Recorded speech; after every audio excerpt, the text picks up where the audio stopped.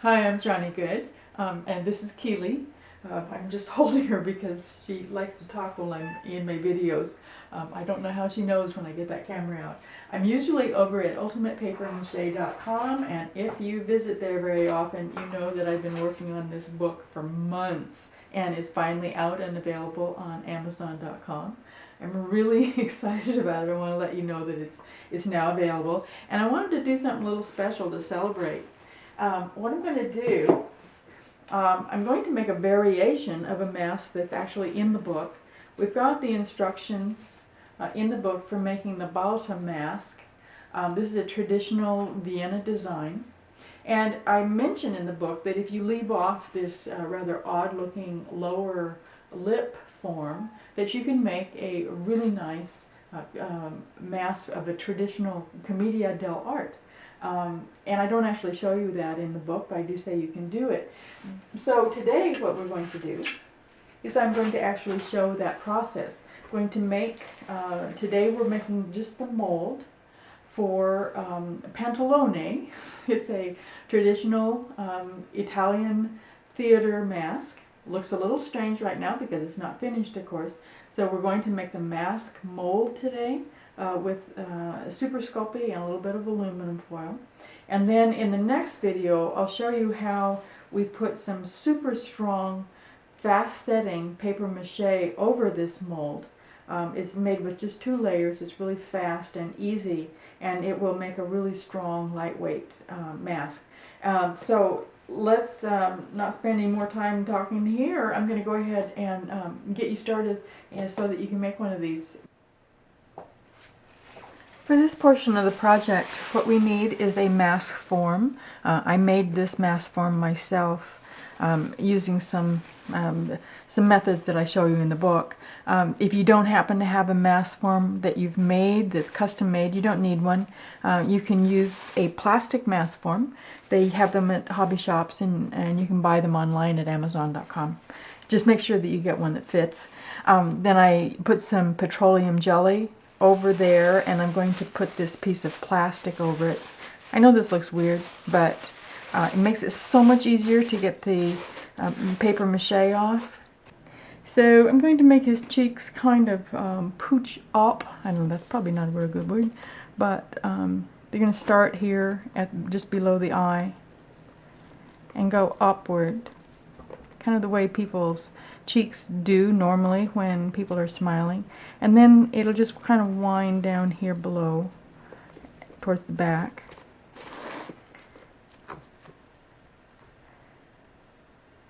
And they want it to continue because this is going to be the bottom of our mask.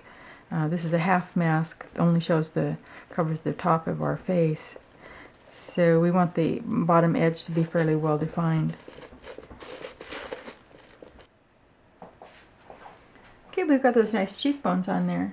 And now I'm going to give him kind of a surprised looking, I guess you call them eyebrows. I'm not really sure what this is supposed to represent. It's a traditional form for this mask.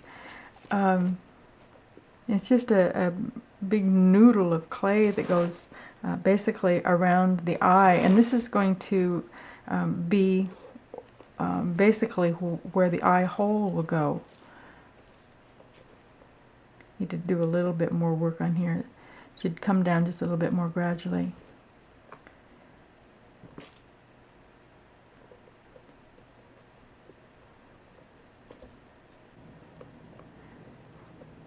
Okay, now we have that, the eye, and then we're going to just put a lower eyelid in here.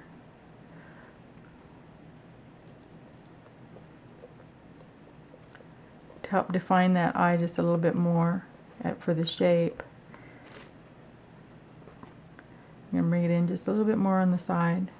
Just keep playing with it until you get one that you actually like.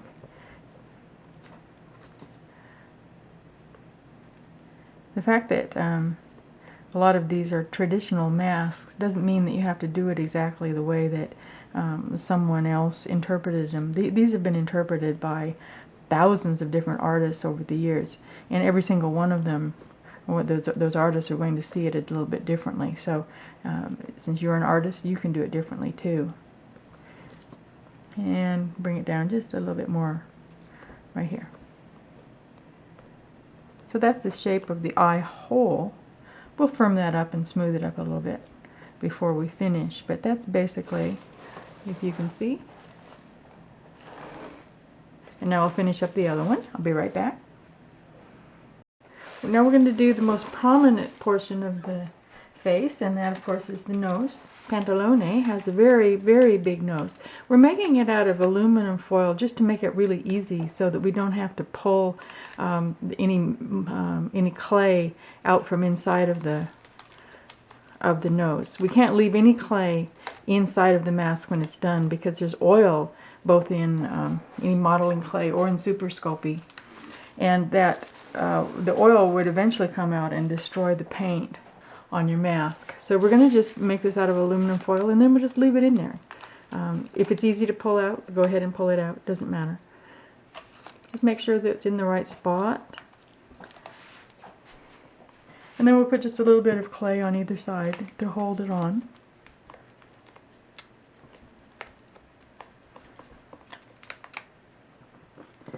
Now, what I need to do finally, of course, is to give him some real nice big nostrils.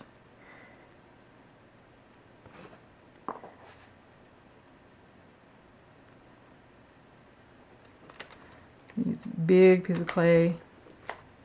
Now, this flap here, it's irritating me at the moment, but it's not actually going to bother the process because the very thick paper that we're using with the paper mache is just going to cover that up and hold it down where it belongs. It'd be nice if it wasn't flapping around, but it doesn't going to hurt anything.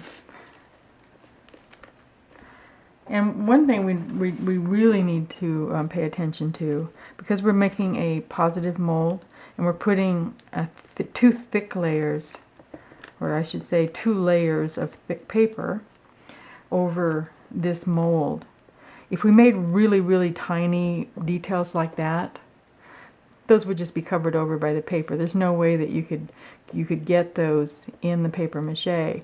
You can definitely get details like that after the paper mache is put on, and I'll show you how to do that. But with the paper mache itself, no. So make sure that all of your details, like this line that I'm working on right now, is deep enough and wide enough so that the paper mache won't just bridge it and make a flat space there where you actually intended to have a line. Now I'm going to go ahead and give him a nostril on the other side, and I'll clean this all up, and I'll be right back. Okay, now we have him all smoothed off. I just used some petroleum jelly and a little bit of a little piece of shop towel and rubbed it.